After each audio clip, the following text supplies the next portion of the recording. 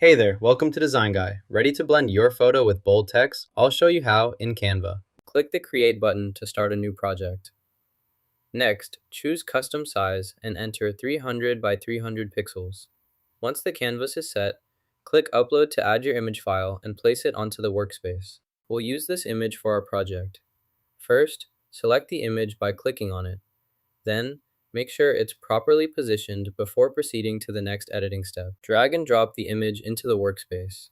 Once it's placed, select the image and set it as the background to give your project a customized appearance right away.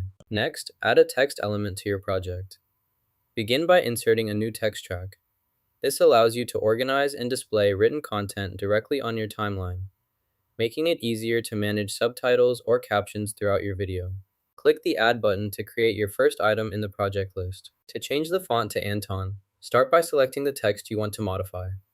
Look for the font drop-down menu, usually located in the toolbar at the top of your editing workspace.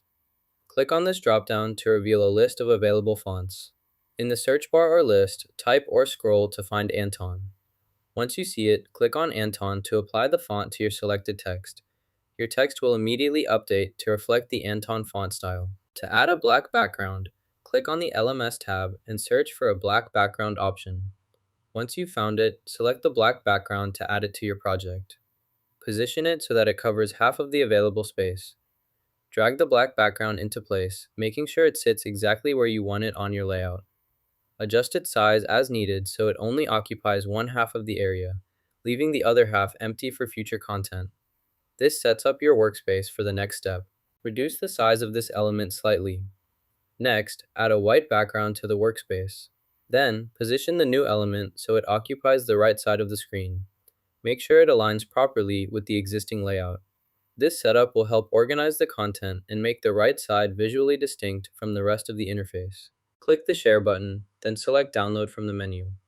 Make sure to choose the largest available size to ensure the best possible quality for your file.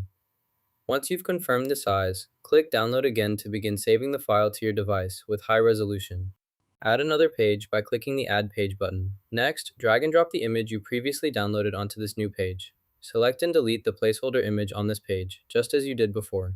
Now, go to the left-hand menu and click on Apps. In the search bar, type Blend Image and select the Blend Image app from the results. Click Blend Image to open the application. Once it's open, choose the picture you want to blend by clicking on the image selection area. Select the same image you previously downloaded.